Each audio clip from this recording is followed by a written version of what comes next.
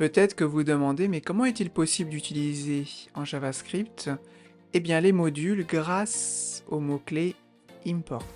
Eh bien, c'est ce que nous verrons ensemble, et comme d'habitude, pour bien comprendre, nous allons utiliser des exercices, et n'hésitez pas à recopier cet exercice dans votre propre ordinateur.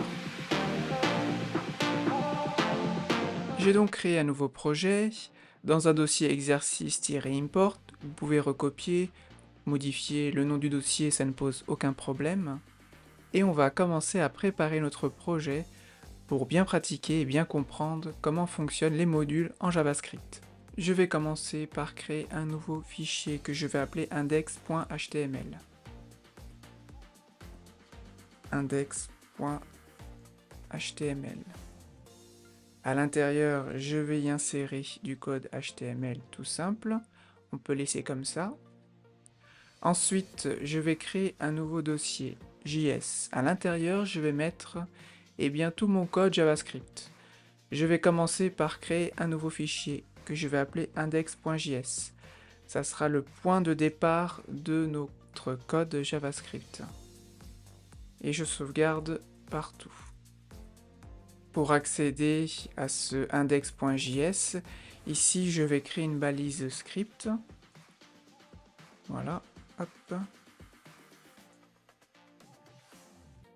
src comme source, et je vais y indiquer la source, du JavaScript. Index.js. Je sauvegarde. Ensuite, je vais dans index.js et je vais créer un console log de hello world. Je vais même mettre hello.js pour faire la différence entre le JS et le HTML, car ici, je vais créer une balise paragraphe, donc une balise P, et je vais indiquer hello HTML. Je sauvegarde partout. Maintenant, ce qu'il est possible de faire, c'est d'ouvrir le terminal. Je vais ouvrir celui qui est disponible dans Visual Code, mais vous pouvez utiliser n'importe lequel. Et je vais vérifier que PHP est bien installé chez moi. Donc PHPV. Moi, c'est bon, j'ai une version 8 de PHP. Alors vous allez me dire, mais pourquoi? Quel est le rapport entre du PHP et le JavaScript? Il n'y a aucun rapport. Et c'est vrai, hein, PHP, c'est côté serveur, alors que le JavaScript, c'est un langage qui est exécuté côté client ou côté ordinateur.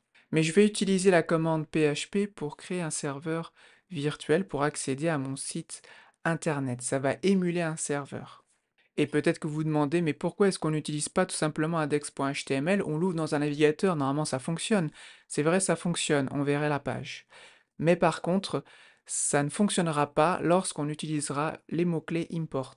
Les modules ne fonctionnent pas de cette manière. Il faut vraiment créer un serveur virtuel. Et c'est donc ce que je vais faire. Je vais utiliser la commande PHP, ensuite l'option "-S, et à l'intérieur, je vais y mettre localhost et on va utiliser le port 888.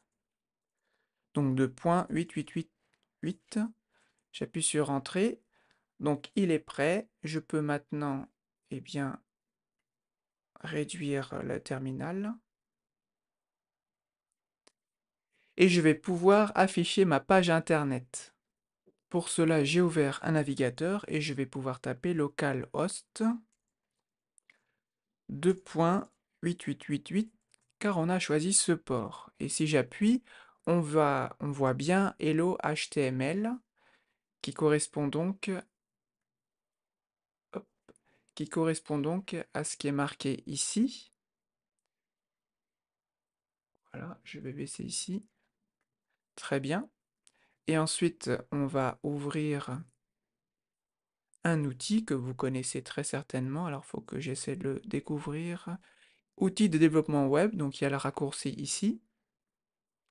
Et on voit bien dans la console Hello.js qui correspond donc à ça.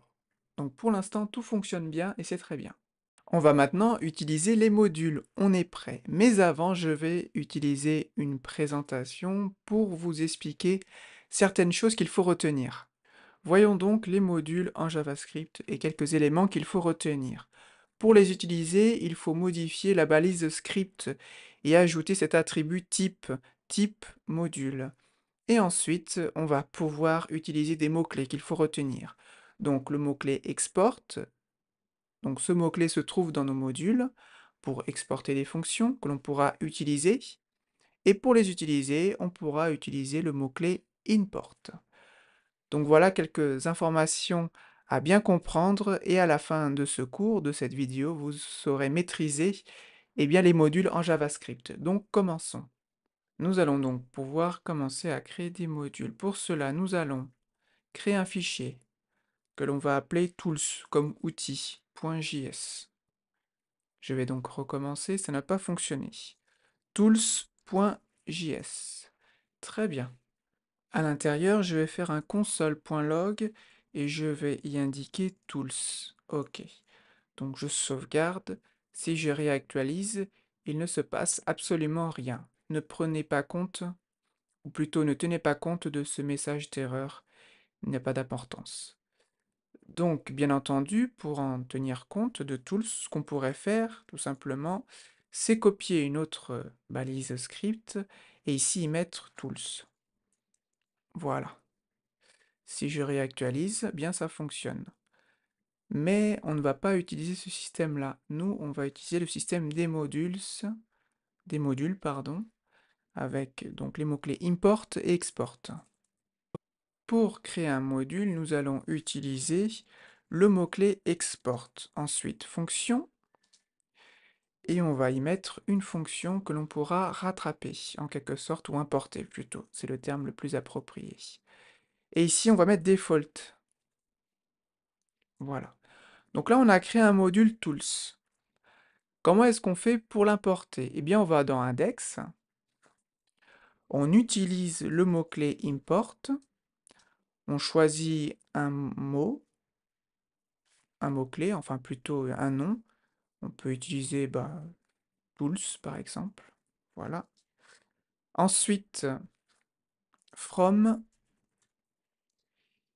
et on indique le chemin. Donc nous, c'est JS. Voilà. Tools. Et voilà, je sauvegarde et je réactualise et ça ne fonctionne pas. Pourquoi? On va voir ça tout de suite. Ça ne fonctionne pas tout simplement parce qu'on a oublié de faire quelque chose. Comme on l'a vu dans la diapo, ici il faut rajouter un attribut type égal module. On sauvegarde, on réactualise et ça ne fonctionne toujours pas. Ça ne fonctionne toujours pas parce que j'ai commis une erreur. Je ne l'ai pas fait exprès. Ici, j'ai oublié d'y mettre l'extension JS. Voilà. Et en plus, ici, on va effacer cette partie-là et on va exécuter la fonction. Donc là, je sauvegarde et si je réactualise, ça fonctionne. Voilà. Le hello HTML, donc ça ne change pas. Mais ce qui est intéressant ici, c'est qu'on voit le console.log de tools dans index parce qu'on l'a importé. Et ça fonctionne bien puisque ça affiche tools ici. Alors concrètement, qu'est-ce qui s'est passé? Eh bien, on va afficher le code source de la page. On y voit ici index.js. Si on clique dessus, les choses n'ont pas changé. Ici, l'import n'a pas concaténé le fichier qui est ici, comme ça arrive par exemple lorsqu'on utilise l'outil gulp. Donc, on va fermer ici et on va aller dans réseau. On va réactualiser et on voit bien ce qui se passe. Ici, il va appeler index.js et ensuite, puisqu'il y a le mot-clé import dans index.js, il va, dans un second temps, appeler tools.js et ensuite exécuter le code. C'est de cette façon que fonctionnent les modules en JavaScript. Mais ce n'est pas terminé. On pourrait ici y mettre plusieurs fonctions et ne pas utiliser le mot-clé default, pardon. Par exemple, on pourrait y mettre export fonction names, pardon. Names, c'est le nom de la fonction, et par exemple, dans le console.log, on va y mettre plusieurs noms, par exemple, Jacques, virgule Paul. Très bien, donc voilà. Si je ne change rien, qu'est-ce qui va se passer? Alors, je vais ouvrir ici l'outil de développement et je réactualise et là, il y a un petit souci. Effectivement, il y a un petit souci parce qu'il n'y a pas default ici, mais plutôt le nom d'une fonction. Alors, comment on fait pour récupérer le nom d'une fonction? eh bien on va utiliser des accolades. Alors attendez, hop, voilà. Et on va insérer le nom de la fonction ici. Voilà. Ensuite, si je sauvegarde et que je réactualise, ça fonctionne bien, on voit Jacques et Paul. Et je peux également exporter une autre fonction, je vais mettre numbers, et je vais insérer des numéros au hasard, 20, 45. Je sauvegarde, donc si je réactualise, rien ne change pour l'instant, et je pourrais utiliser les deux. Par exemple, je mets numbers, je peux le mettre en premier d'ailleurs, ça n'a pas d'impact. Il faut juste que le nom ici, qui est ici, doit être identique à celui qui est ici. Et je vais exécuter la fonction numbers, et si je réactualise, on voit bien Jacques-Paul 2045, donc ça fonctionne très bien. Une autre chose qu'il est possible de faire, c'est changer ici les noms des fonctions. Par exemple, numbers, on l'a récupéré, mais on ne veut pas l'appeler numbers. On veut l'appeler n. Donc si je sauvegarde et que je réactualise, voilà, il y a un petit souci au niveau de numbers.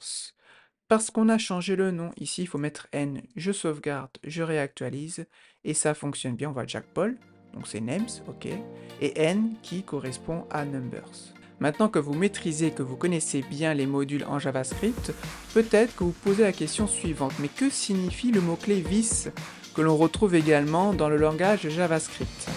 Si vous voulez connaître la réponse à cette question, je vous invite à regarder la prochaine vidéo.